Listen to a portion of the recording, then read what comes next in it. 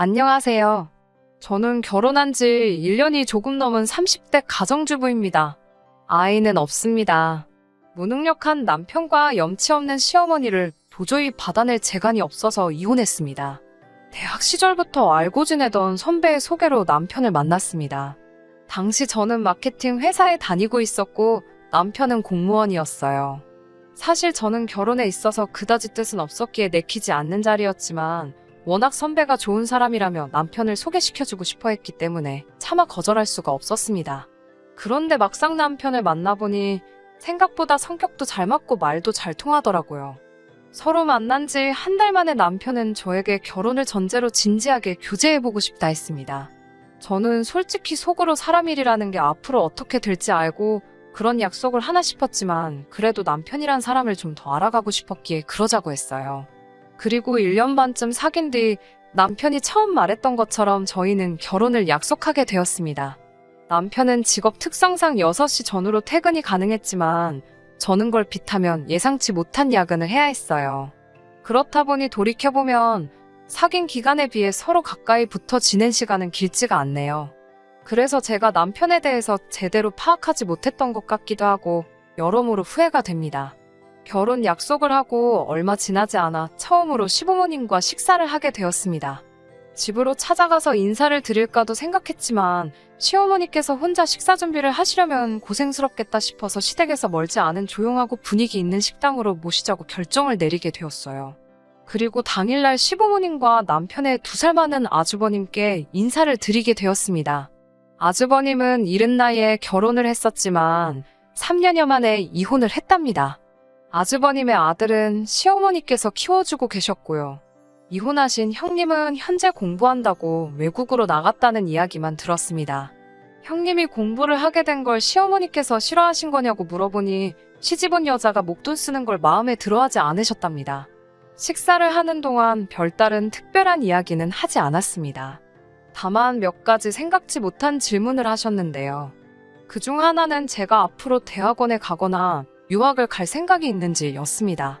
이미 형님에 대해서 들은 바가 있었기 때문에 없다고 대답할까 생각도 했지만 당시 저도 언젠가 기회가 되면 가고 싶다는 마음이 있긴 했기 때문에 잘 모르겠다고 말씀드렸지요.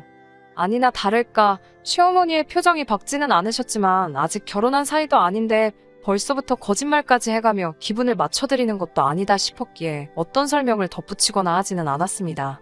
그리고 이후에는 저희 가족에 대해서 몇 가지 물어보셨는데요.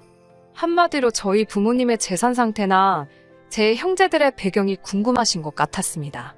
친정 부모님께서는 2분 다 교사로 지내시다 얼마 전 은퇴를 하셨고 지금은 연금과 2분이 모아두신 적금으로 생활하고 계시거든요. 하지만 그런 걸 제가 다 말씀드리기는 그래서 그냥 2분은 은퇴를 하셨고 노후 준비도 다 되어 있으시다고 적당히 둥글게 말씀드렸습니다. 그리고 제게는 남동생이 하나 있는데 남동생은 얼마 전 자기 사업을 해보고 싶다며 다니던 회사를 그만둔 상태였기에 사실 그대로 말씀드렸습니다. 그러자 시어머니께서는 마치 기다렸다는 듯이 일장연설을 하시더라고요. 요즘 젊은 사람들은 끈기가 없다. 어떻게든 한탕 해보려는 생각뿐이다와 같은 말들이요. 솔직히 제 남동생 이야기를 하다 이런 말씀을 하시니 점점 기분도 상하고 자리가 불편해지더군요. 도대체 무슨 말씀이 하고 싶으신 건지 의도를 파악할 수 없던 그때 본론을 꺼내셨습니다. 당신 아들 이야기를 하고 싶으신 거였어요. 당신 아들은 시간이 걸렸지만 저렇게 꾸준하고 안정적인 공무원이라는 직업을 갖게 되었다고요. 그냥 처음부터 당신 아들이 공무원이라 이런 점이 좋다고 말씀하시면 되지 왜 엄한 사람을 깔아내리는지 이해가 되지 않았습니다. 잠시 어머님은 화장실로 아주버님은 전화통화로 자리를 비우셨을 때 제가 남편에게 왜 저런 식으로 말씀하시냐 물으니 저 나이 때 어른들이 다 똑같지 않냐고 자존심이 세고 나이도 많아서 그런 거라며 저더러 그냥 이해하고 넘어가 달랍니다. 결국 찝찝하고 불쾌했지만 참고 지나갔네요. 그런데 상견례까지 마치고 나서 진짜 고비가 찾아왔었습니다. 이전부터 남편에게 제가 농담 반 진담 반으로 돈은 많이 모아뒀냐고 물으면 남편은 저 하나 책임지는 건 일도 아니라며 장난처럼 넘어갔었는데요. 본격적으로 결혼 이야기가 나온 이후로는 언젠가 한번 확실히 따져야겠다 생각하고 있었거든요. 사실 남편은 공무원이었고 저는 회사원이었기 때문에 제가 남편보단 많이 벌어요. 어떤 다른 남편의 2배 가까이 되기도 하고 야근 수당 때문에 수입에 약간의 변화가 있기는 했지만 기본적으론 남편보다 훨씬 여유가 있어요. 이 점은 연애 때부터 잘 알고 있던 사실이었기에 적어도 저에겐 큰 문제가 되지 않았습니다. 하지만 단지 이 때문에 저희 부부가 반반 생활을 하게 된 건 아니에요. 앞서 말씀드린 대로 언젠가 불편하더라도 돈 이야기를 해봐야겠다고 생각하고 있던 시기였습니다. 마침내 데이트하며 들렸던 카페에서 어색하지 않게 생활비에 대해 이야기할 기회가 생겼던 거예요. 일단 고정비용으론 얼마가 나갈지 말해보자 하니까 남편이 한다는 소리가 일단 양가 어른들한테 용돈을 50만 원씩 드리고 각자 용돈으로 50만 원씩 쓰고 자기 개발 비용으로 또 50 어쩌고로 그러는 거예요. 그리고 그 자리에서 알게 된 충격적인 진실은 정작 결혼하자고 그렇게 설레발친 남편의 재정 상황을 파악해보니 남편은 모아둔 돈이 거의 없었다는 거지요. 그 사실을 듣고 솔직히 실망을 너무 많이 했어요. 제가 이런 상태로 어떻게 결혼을 하냐고 화를 냈더니 남편은 제가 모은 돈 5천과 자기가 공무원 대출 같은 걸 받으면 되지 않겠냐고 저를 설득하려 들더군요. 씨도 안 먹힐 소리잖아요. 대출 받으면 그건 뭐 남편 혼자 갚나요? 제가 결혼 못한다고 했습니다. 그러자 사람들 다 있는 카페 안에서 남편이 난리가 났습니다. 자기는 저랑 결혼 못하면 죽는다며 자기 죽는 꼴 보고 싶냐고 생난리를 치더라고요. 걱정이 되긴 했지만 이러다 지치면 그만하겠지 싶어서 남편 혼자 카페에 두고 나와버렸습니다. 단지 남편이 돈이 없어서 화가 난 게 아니라 돈도 없는데 계획도 없고 생각도 너무 단순한 게 실망스러웠거든요. 그리고는 계속해서 남편은 자기가 죽어버렸으면 좋겠냐며 협박을 하질 않나, 제발 한 번만 기회를 달라며 사정을 하질 않나 혼자 난리부르스를 치더라고요. 그러던지 말던지 내버려뒀습니다. 남편이 어떤 해결책을 가져오길 바랬어요. 그렇게 한 2주 정도 지났을 무렵 남편에게서 사진 하나가 도착했어요. 제가 원하는 대로 해주려고 했는데 잘 안 됐다며 병원에 누워있는 사진이었습니다. 지금 생각해보면 생쇼지만 그때는 그래도 제가 남편을 사랑하는 마음이 있었는지 심장이 저 바닥까지 쿵 하고 떨어지는 것 같았어요. 그리고 곧 이어 시어머니께서 집을 해줄 테니 당신 아들과 결혼하랍니다. 사람부터 살리고 봐야 되지 않겠냐고요. 그렇게 시어머니가 구해주신 오피스텔에서 신혼살림을 시작하게 되었습니다. 이게 작다는 건 절대 아니고 감사했어요. 친정어머니께서 혼수를 해주시겠다 하셨지만 오피스텔이다 보니 기본적으로 필요한 건 다 갖춰진 상황이었어요. 예단의 경우 시어머니께서 모 브랜드의 500만 원도 넘는 가방과 단양짜리 목걸이를 요구하셨지만 친정어머니께서 당장 사위 될 사람이 모아놓은 돈도 없는데 그걸 굳이 받으셔야겠냐며 정중히 거부 의사를 밝히셨고 어머님도 더는 고집을 부리시지 못하셨어요. 하지만 결혼식을 올리고 혼인신고까지 마치고 나서야 저는 또 충격적인 사실을 알게 되었습니다. 남편 명의로 사주셨다는 집은 전세더라고요. 이게 어떻게 된 상황이냐고 어머님께 물으니 이러나 저러나 제 돈도 아닌데 제가 무슨 상관이냐고 오히려 저를 남의 돈이나 탐하는 파렴치한 인간을 몰아가셨습니다. 너무 속상하고 왠지 모르게 억울하더라고요. 이렇게 저도 뒤통수를 한 번 맞아보니 남편하고 공동으로 돈 관리를 하기가 정말로 싫어졌습니다. 가뜩이나 남편이 경제관념이 없어서 결혼 안 하려던 거였는데 어머님의 뻔뻔한 태도까지 보니까 적어도 돈 문제로 얽혀선 안 되겠다는 확신이 생겼거든요. 결국 제가 먼저 남편에게 생활비는 서로 공동자금을 만들어 쓰고 나머지는 터치하지 말자고 했습니다. 남편은 서운한 기색을 감추지 못하더라고요. 아마 저랑 결혼하면 이전보다 훨씬 여유 있는 생활을 할 수 있을 거라 기대했던 것 같아요.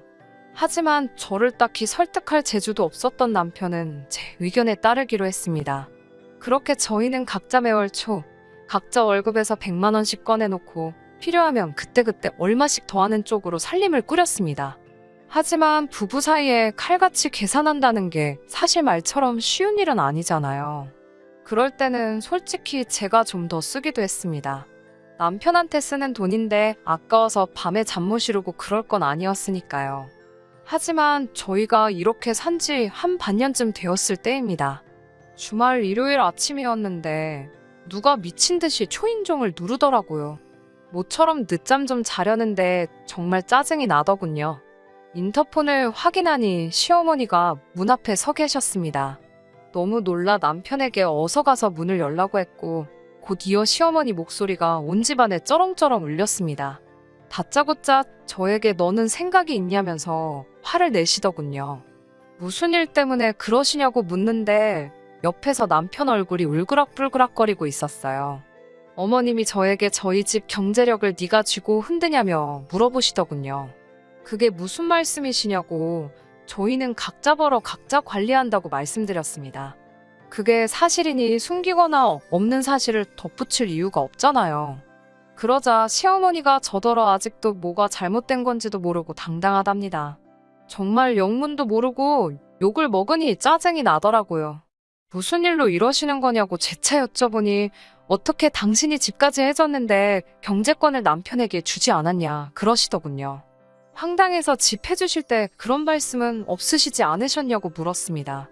그리고 정확히 말하면 이 집은 저희 명의로 해주신 집도 아니고 저한테 해주신 건 아니라고 꼭 집어 말씀드렸어요. 당연히 제가 이렇게 말하면 어머님이 기분 상해하실 것도 알고 있었지만 두리뭉실하게 말씀드렸다간 저만 천하의 못된 인간이 될 것 같더라고요. 어머님께선 잠시 할 말을 잃으신 듯 저를 가만히 노려보시더니 그래서 너는 시어머니 용돈도 못 주냐고 물어보십니다. 그건 또 무슨 소리인가 싶었어요. 각자 부모님 용돈은 알아서 챙기는 걸로 진작에 말이 된 상태였거든요. 대신 얼마를 어떻게 얼마나 자주 드리던 그런 것들은 서로 터치하지 않기로 했고요. 그런데 상황을 보아하니 남편이 두어 달 전부터 어머님께 제가 돈을 안 줘서 돈이 없다며 안 드리고 있었답니다. 남편은 시어머니 뒤쪽에 서서 저를 바라보며 이상한 사인을 보내고 있었어요. 손가락으로 이를 만들고 짜증나게 윙크를 해대는데 말 그대로 한 번만 도와달라는 소리였지요. 하지만 시어머니가 이렇게 세게 나오시는데 제가 대신해서 욕받이 할 이유가 없잖아요. 저는 어머님께 저희는 각자 경제권을 가지고 있고 부모님 용돈도 각자 챙기기로 했다고 알려드렸습니다. 참고로 남편도 저희 부모님께 한 번도 용돈 드린 적 없지만 어머님이 혹시 돈이 필요하신 거면 제가 일단 드리겠다고요. 그러자 이번엔 제가 시어머니를 거지 취급했다면서 난리가 났습니다. 저더러 눈치도 센스도 없다며 여우 같은 마누라랑은 살아도 공 같은 마누라랑은 못 산다는 소리도 못 들어봤냐고 그럽니다. 도대체 뭘 어쩌라는 건지 싶었어요. TV 속 며느리들처럼 호호 웃으며 흰 봉투에 용돈을 넣어드리면 시어머니가 적당히 거절하는 흉내를 한두 번 내다 어쩔 수 없이 받아주는 그런 그림을 그리셨나 싶기도 하더라고요. 결국 남편이 어머님을 강제로 모시고 밖으로 나가면서 상황이 일단락되었습니다. 저도 저대로 화가 많이 났고요. 도대체 남편이 돈을 어디다 쓰고 있는지 모르겠더라고요. 비록 각자 관리하고 있지만 저는 이렇게 모은 돈이 당연히 우리의 공동자금이기도 하다고 생각했어요. 언제까지나 이렇게 오피스텔에만 살 수 있는 것도 아니고 이사를 가려면 당연히 목돈이 필요하잖아요. 그런데 남편은 뭐가 됐건 뭐는 족족이 돈을 다 썼다 생각하니 허탈하고 배신감까지 들었습니다. 진심으로 결혼을 잘못한 거 아닌가라는 걱정과 후회가 되었지만 차마 어디다 털어놓을 수도 없었어요. 부끄럽고 창피하고 낯뜨거운 이야기니까요. 그러다 제가 결정적으로 남편과 이혼을 결심하게 된 계기가 있습니다. 시어머니가 그렇게 난리를 치고 떠나신 이후로 남편과 제 사이는 이미 조금씩 틀어지고 있었어요. 남편이 미안하다, 자기가 생각이 짧았다며 사과를 여러 차례 해왔지만 이런 남자를 믿고 평생을 살아야 한다고 생각하니 자신도 없고 암담한 마음이었거든요. 그렇게 몇 달이 지나가고 저희는 필요한 대화만 나누는 사이가 되었어요. 처음에는 이 모든 상황이 답답하고 짜증이 났지만 나중엔 그것도 무뎌지더라고요. 그런 와중에 저희 친정 어머니의 생신이 돌아왔습니다. 아주 오래전부터 한갑대 여행을 가고 싶다며 특정 나라를 언급해 오셨기에 저와 남동생 그리고 친정아버지 셋이서 돈을 모아오고 있었는데 그 금액이 1,000만 원 정도로 커져 있었습니다. 금액을 정해서 모은 건 아니고 그달 여유 있는 사람이 조금 더 넣고 그런 식이었어요. 저는 회사에 휴가를 냈고 남편에게 저희 어머니 생신이라고 알렸습니다. 여행을 갈까 하는데 같이 가겠냐고도 물었어요. 어찌됐건 남편이고 사위이니까요. 그런데 남편은 장모님 생신이라는데도 자긴 그날 약속이 있다며 저만 다녀오랍니다. 그리고 당일날 아침에 제가 출발하려니까 잘 갔다 오란 말 한마디도 없고 돈 10만 원도 없더라고요. 솔직히 돈 10만 원이야 없어도 그만이지만 장모님 생신이라는데 어떻게 저렇게 인색한가 싶었어요. 저는 남편이랑 냉전 중이었어도 시어머니 생신 때 50만 원 따로 보내드리고 시부모님 모시고 외식도 했었는데 씁쓸하더군요. 하지만 제가 돈 10만 원 때문에 이혼을 결심한 건 아닙니다. 며칠 뒤 회사에서 일하고 있는데 시어머니께 연락이 왔어요. 당장 전화하라는 짧은 문자였습니다.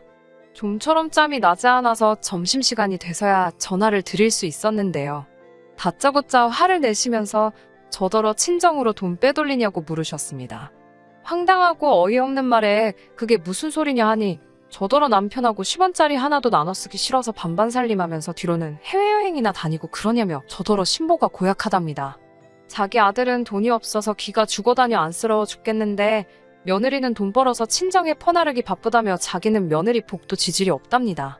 첫째도 그렇게 지밖에 모르더니 저도 똑같다고요. 그러면서 친정에 갖다 바친 만큼 당신한테도 가져오랍니다. 그러면 이번 한 번만 봐준다면서요. 기가 차더라고요. 남편에게 곧바로 전화를 걸어 이게 다 무슨 이야기냐고 하니까 자기가 없는 말 한 것도 아닌데 왜 그러냐고 오히려 적반하장으로 나오더군요. 저더러 어머님 생신 때는 돈 몇 푼으로 때우더니 정말 너무하답니다. 시부모도 부모라는데 그렇게 대놓고 차별하는 게 아니래요. 저도 그때는 악에 받쳐서 너는 우리 엄마 생신 때 뭐 한 거 있냐고 따졌습니다. 그러자 저더러 한다는 소리가 자기가 돈 많이 못 버는 거 알면서 남의 상처를 후벼 판다는 거예요. 자기가 있으면 안 해줬겠냐고요. 못 해주는 사람 마음은 생각지도 않고 정말 너무하답니다. 억지도 이런 억지가 없잖아요. 한 번 더 생각해보고 말고 할 것도 없이 저는 남편에게 그만하자고 했습니다. 이렇게 살 바엔 이혼하고 각자 도생하는 게 낫겠다고요. 남편은 저더러 정말 너무하다면서 미안하다고 한마디만 하면 될 상황을 최악까지 끌고 간다며 제 탓을 하더라고요. 이쯤에서 그만하고 시어머니가 일전에 예단으로 받고 싶어 하시던 그 명품백 하나 사오면 된답니다. 그리고 어머님께 죄송하다 사죄하면 된다대요. 한다는 소리가 이혼해봤자 결혼생활 1년 미만이라 위자료도 못 받을 거라며 비아냥거리더군요. 누가 보면 진짜 재산 꽤나 손에 쥐고 없는 집에서 시집온 며느리한테 유세 떠는 모양새였습니다. 저는 너 전부 다 가지라고 난 하나도 필요 없다고 제발 내 인생에서 꺼져달라고 했습니다. 남편은 제 이런 반응을 생각지도 못했는지 너 그럼 이 집에서 나가야 된다며 생각 잘하라고 기회를 준다는 헛소리를 계속해댔어요. 저는 걱정 말라고 지금 당장 나갈 참이라고 서류 보내면 도장이나 제때 찍으라고 했습니다. 그리고는 짐 챙겨서 나와가지고서 그 길로 남편에게 이혼 서류 보냈습니다. 며칠 뒤 남편은 자기가 곰곰이 생각해봤는데 자기가 생각이 짧았던 것 같다며 우리 서로 좋은 공부한 셈 치고 넘어가잡니다. 이로써 우리 부부 사이가 한층 더 단단해졌다고 생각하자는 헛소리를 해대더군요. 시부모님도 젊은 사람들끼리 살다 보면 이런 일도 있고 저런 일도 있는 거라며 아무리 그래도 시집온 여자가 친정에 짐 싸들고 가는 건 아니지 않냐고 이쯤에서 적당히 하고 그만하랍니다. 저는 남편과 시부모에게 나는 한다고 마음먹으면 하는 성격이지 누구처럼 생쇼는 안 한다고 그랬어요. 그러자 남편은 또 지난번처럼 정말 자기 어떻게 되는 꼴을 봐야 정신 차릴 거냐면서 울고 짜고 난리를 치더라고요. 미치려면 곱게 미치라고 엄한 사람 건드리지 말라고 했습니다. 결국 이혼은 소송으로 이어지게 되었고요. 남편이 항소를 하면서 시간이 좀 길어지게 됐지만 결국엔 제가 이겼습니다. 위자료도 결혼 생활이 짧아서 얼마 되진 않았지만 그래도 변호사 수임료 낼 정도는 받을 수 있었어요. 비로소 진짜로 혼자가 되니까 이렇게 편할 수가 없습니다. 사실 남편하고 한 집에 있으면서 눈에 멀쩡히 보이는 사람을 안 보이는 척 무시하는 게 쉬운 일은 아니었거든요. 남편도 그랬을 거예요. 그런데 이제 정말 그 꼴을 안 봐도 되니 얼마나 개운하던지 쓸데없는 죄책감도 안 느껴도 되고 여러모로 알터니가 빠진 듯 속이 후련합니다. 당분간은 쓸데없는 곳에 힘쏟지 않고 제 행복, 제 인생만 바라보며 지내려고요. 끝까지 들어주셔서 감사합니다. 오늘의 사연은 여기까지입니다. 구독과 좋아요, 알람 설정 부탁드리고 더 좋은 사연으로 다시 찾아뵙겠습니다. 감사합니다.